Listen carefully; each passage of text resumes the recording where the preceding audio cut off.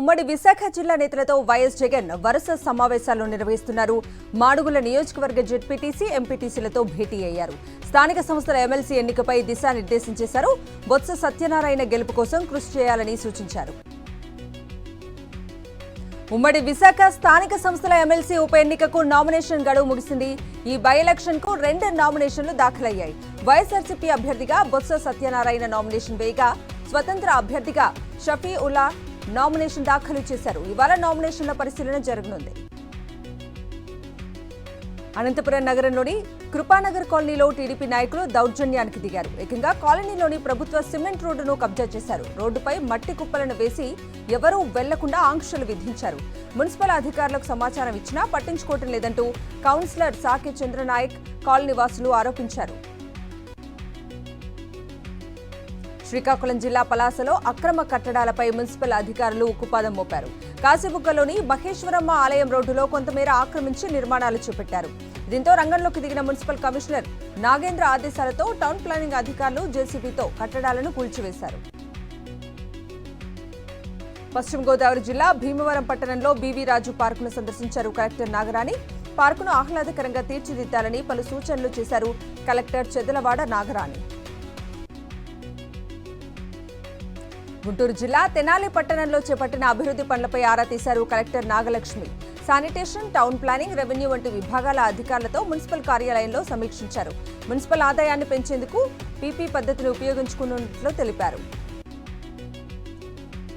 ఏలూరు జిల్లా Jangareddygudem special enforcement bureau ఆఫీస్పై ఒక భారీ వృక్షం కూలింది.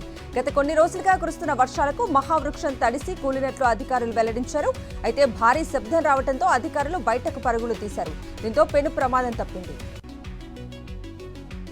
ప్రకాశం జిల్లా కేంద్రంలోని ప్రభుత్వ ఆసుపత్రికి జబ్బు చేసింది. రోగులను చూసేందుకు సరైన వైద్య సిబ్బంది, డాక్టర్స్, మెడిసిన్స్ లేక ఆసుపత్రి వెలవెలబోతోంది. కార్పొరేట్ వైద్యం చేయించుకోలేక పేద ప్రజలు అల్లాడిపోతున్నారు. అధికారులు చర్యలు తీసుకోవాలని ప్రజలు కోరుతున్నారు. నంద్యాల జిల్లా కలెక్టర్ ఆఫీస్ ముందు రైతులు ఆందోళన చేశారు. ప్రభుత్వం కరెంటును తొలగిస్తే ఆత్మహత్యలే శరణ్యమంటూ రైతులు ఆందోళనకు దిగారు. సుంకేశుల, చింతలపల్లి గ్రామాల నుంచి భారీ ఎత్తున ధర్నాకు తరలివచ్చారు.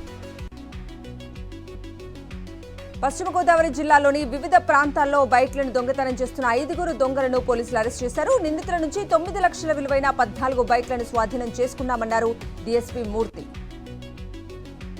యూపీకి చెందిన మధుర కృష్ణ ఆశ్రమం పీఠాధిపతి గురు శరణానంద స్వామి తిరుమల శ్రీవారిని దర్శించుకున్నారు. అయితే గత కొన్ని రోజులుగా కనిపించకుండా పోయిన స్వామీజీ ఇప్పుడు తిరుమలలో ప్రత్యక్షమయ్యారు. శ్రీకాళహస్తిలోని స్వామివారిని దర్శించుకుని శుకబ్రహ్మ ఆశ్రమంలో విశ్రాంతి తీసుకున్నారు. విషయం తెలుసుకున్న పోలీసులు స్వామీజీని యూపీకి తరలించారు. జగిత్యాల జిల్లా మెట్పల్లిలో డిప్యూటీ సీఎం భట్టి విక్రమార్క పర్యటించారు. మెట్పల్లి గురుకుల పాఠశాలలో మృతి చెందిన విద్యార్థుల కుటుంబాలను పరామర్శించారు. కుటుంబంలో ఒకరికి అవుట్సోర్సింగ్ గవర్నమెంట్ జాబ్ ఇప్పిస్తానని హామీ ఇచ్చారు. ఇక గురుకుల పాఠశాలలకు పక్కా భవనాల నిర్మాణం కోసం ప్రభుత్వం 5,000 కోట్లు కేటాయించిందన్నారు. తెలంగాణలోని యూనివర్సిటీల ర్యాంకింగ్స్ పడిపోవడంపై ప్రస్తుత ప్రభుత్వాలపై కేంద్ర మంత్రి కిషన్ రెడ్డి ఆగ్రహం వ్యక్తం చేశారు. ప్రభుత్వాల నిర్లక్ష్యమే విశ్వవిద్యాలయాల్లో నాణ్యతా ప్రమాణాలు తగ్గడానికి కారణమన్నారు. రాష్ట్ర ప్రభుత్వాల తీరు తెలంగాణ విద్యా వ్యవస్థకు శాపంగా మారిందన్నారు కిషన్ రెడ్డి. పెద్దపల్లి జిల్లాలో 37 లక్షల విలువైన సీఎంఆర్ఎఫ్ చెక్కులను లబ్ధిదారులకు పంపిణీ చేశారు ఎమ్మెల్యే విజయ రమణారావు. మండలంలోని 17 మంది కళ్యాణలక్ష్మి లబ్ధిదారులకు 17 లక్షల రూపాయల చెక్కులను పంపిణీ చేశారు. ఇక వన మహోత్సవంలో పాల్గొన్న ఎమ్మెల్యే ప్రభుత్వ పాఠశాల ఆవరణలో మొక్కలు నాటారు. పార్టీ సభ్యత్వ నమోదుకు సమాయత్తమవుతోంది బీజేపీ పార్టీ. ఈ నెల 17న ఢిల్లీలో జాతీయ స్థాయిలో పార్టీ సభ్యత్వ నమోదుపై వర్క్షాప్ నిర్వహించనున్నారు పార్టీ నేతలు. ఈ కార్యక్రమానికి రాష్ట్ర అధ్యక్షుడు కిషన్ రెడ్డి, పార్టీ ప్రధాన కార్యదర్శులు హాజరు కానున్నారు. తెలంగాణలో ఇటీవల 11,062 టీచర్ పోస్టులకు డీఎస్సీ ప్రిలిమ్స్ నిర్వహించారు. తాజాగా ఈ పరీక్షలకు సంబంధించి కీను విడుదల చేశారు. Secondary grade teacher, school assistant, language Pandit, PET పోస్టులకు వేర్వేరుగా కీ రెస్పాన్స్ షీట్లను అధికారిక వెబ్సైట్లో ఉంచారు. డీఎస్సీ అభ్యర్థులకు కీపై ఏమైనా అభ్యంతరాలు ఉంటే తెలిపేందుకు ఈ నెల 20 వరకు అవకాశం కల్పించింది. భద్రాద్రి కొత్తగూడెం జిల్లా మనుగూరు మున్సిపాలిటీ పరిధిలో స్థానిక ఎమ్మెల్యే పాయం వెంకటేశ్వర్లు పాదయాత్ర చేపట్టారు. మున్సిపాలిటీ పరిధిలో నెలకొన్న సమస్యలను పరిష్కరించాలని ప్రజల వద్ద నుంచి ఫిర్యాదులు వచ్చాయని, అందుకే ఈ పాదయాత్ర చేస్తున్నట్లు తెలిపారు. నిర్మల్ జిల్లా ఖానాపూర్ సదార్మఠ్ ఆయకట్టు ద్వారా సాగునీటిని విడుదల చేశారు ఎమ్మెల్యే బొజ్జు పటేల్. ఆయకట్టు 13,000 ఎకరాల పంటల సాగుకు నీరును విడుదల చేశామన్నారు. రైతులు నీటిని సద్వినియోగం చేసుకోవాలని, వృధాగా పోనివద్దని కోరారు. హైదరాబాద్ శంషాబాద్ విమానాశ్రయంలో హై అలర్ట్ ప్రకటించారు ఎస్ఎఫ్ఐ అధికారులు. ఈ నెల 20 వరకు ఎయిర్పోర్ట్లో ఆంక్షలు విధించారు అధికారులు. ఎయిర్పోర్ట్లోకి కేవలం ప్రయాణికులు మాత్రమే రావాలని, వారి బంధువులకు అనుమతి లేదంటున్నారు పోలీసులు. ఈ నేపథ్యంలో విజిటర్స్ కు ఈ నెల 16 వరకు పాస్లను రద్దు చేయాలని సూచించారు. స్వాతంత్ర్య పోరాట స్ఫూర్తిని యువతలో నింపడం కోసమే తిరంగా ర్యాలీ నిర్వహిస్తున్నట్లు మహబూబ్ నగర్ ఎంపీ డీకే అరుణ అన్నారు. నారాయణపేట జిల్లా కేంద్రంలో బీజేపీ యువ మోర్చా, మహిళా మోర్చాల ఆధ్వర్యంలో నిర్వహించిన హర్ ఘర్ తిరంగా ర్యాలీలో ఆమె పాల్గొన్నారు. సిద్దిపేట జిల్లా కేంద్రంలోని బీసీ బాయ్స్ హాస్టల్లో ఏసీబీ అధికారులు తనిఖీలు నిర్వహించారు. హాస్టళ్లలో 12 రిజిస్టర్లు మెయింటైన్ చేయడం లేదని మెదక్ ఏసీబీ డీఎస్పీ సుదర్శన్ అన్నారు. హాస్టల్లో విద్యార్థులకు పెట్టే భోజనం బాగుందన్నారు. వరంగల్ నగరంలోని ఎల్లం బజార్లో భద్రకాళి హిందూ ఉత్సవ కమిటీ సభ్యులు సమావేశమయ్యారు. ఈ ఏడాది 40 ఫీట్ల భారీ మట్టి గణనాథుని గణేష్ నవరాత్రి ఉత్సవాలను ప్రతిష్ఠించనున్నట్లు తెలిపారు. ఖమ్మం జిల్లా వేంసూరు ఎంఆర్ఓ ఆఫీసులోని ప్రజావాణి కార్యక్రమంలో ఒక అధికారి కాళ్లు పట్టుకుంది. అమ్మపాలెం గ్రామ మహిళ తనకు పాస్ పుస్తకాలు ఇప్పించాలంటూ ప్రజావాణి కార్యక్రమంలో వేడుకుంది. సిద్దిపేట ప్రభుత్వ ఆసుపత్రిలో వైద్యులు సరిగా సమయానికి రాకపోవడంతో ఆసుపత్రికి వచ్చిన రోగులు తీవ్ర ఇబ్బందులు ఎదుర్కొంటున్నారు. వైద్య సిబ్బంది అందుబాటులో లేకపోవడంతో ఓపీ కోసం వచ్చే వారికి ఇక్కట్లు తప్పటం లేదంటున్నారు తెలంగాణ డెంటల్ డాక్టర్ అధ్యక్షులు డాక్టర్ స్వామి. ప్రభుత్వ వైద్యులు చేస్తున్న పనిని తీవ్రంగా ఖండిస్తున్నామన్నారు. హైదరాబాద్ మహాత్మా గాంధీ బస్టాండ్లో పోలీసులు ఆకస్మిక తనిఖీలు చేశారు. స్వాతంత్ర్య దినోత్సవం సందర్భంగా డాగ్ స్క్వాడ్ తో ఆకస్మికంగా తనిఖీలు నిర్వహించారు ఈస్ట్ జోన్ డీసీపీ బాలస్వామి. ప్రధానంగా bus station command control, parcel కార్యాలయం, booking office, waiting hall, platform, ప్రయాణికుల బ్యాగులను తనిఖీలు చేశారు. హైదరాబాద్లోని పలు ప్రాంతాల్లో భారీ వర్షం కురిసింది. హయత్ నగర్, అబ్దుల్లాపూర్ మెట్, పెద్దంబర్పేట పరిసర ప్రాంతాల్లో భారీగా వర్షం కురిసింది. భారీ వర్షానికి పెద్దంబర్పేటలోని మున్సిపల్ ఆఫీస్ రోడ్డులో మోకాల లోతుకు భారీ వరద చేరింది. మేడ్చల్ జిల్లా కూషాయిగూడలోని హిజ్రాలకు పోలీసులు వార్నింగ్ ఇచ్చారు. కాలనీలు, బస్తీల్లో జరిగే శుభకార్యాలయాలు, గృహ ప్రవేశాల వేడుకల్లో బలవంతపు వసూళ్లకు పాల్పడితే చర్యలు తప్పవన్నారు ఇన్స్పెక్టర్ ఆంజయ్య.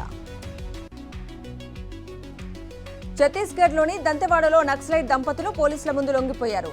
మలంగీర్ ఏరియా కమిటీ సభ్యుడు భీమా, ఆయన భార్య విమల పోలీసుల ముందు లొంగిపోయారన్నారు ఎస్పీ.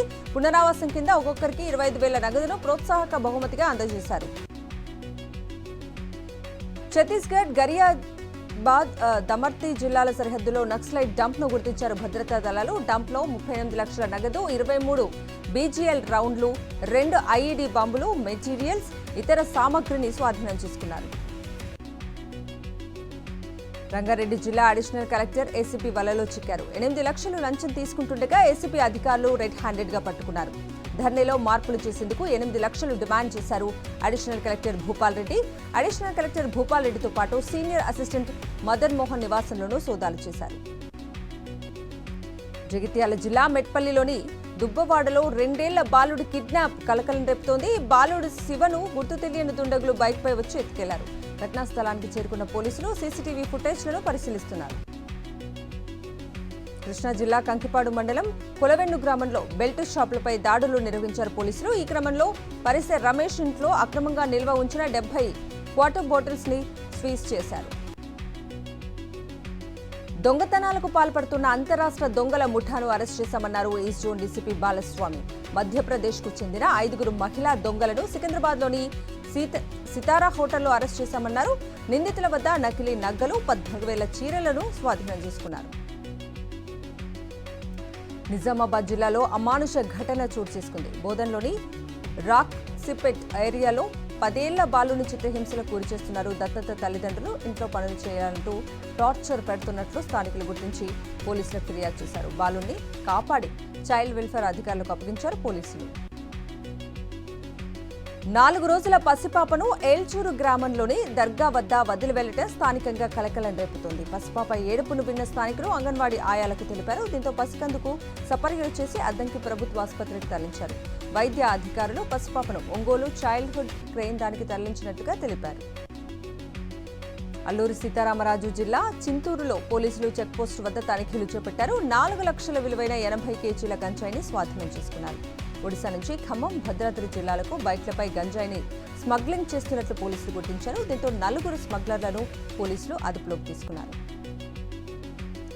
హైదరాబాద్ చెంగచెర్లలోని మహంకాళి దేవాలయం వద్ద గంజాయిని పట్టుకున్నారు ఎక్సైజ్ పోలీసులు. రమేష్ అనే వ్యక్తి బైక్పై గంజాయి తీసుకెళ్తుండగా పోలీసులు పట్టుకున్నారు. నిందితుల నుంచి 3.5 కేజీల గంజాయిని సీజ్ చేశారు పోలీసులు.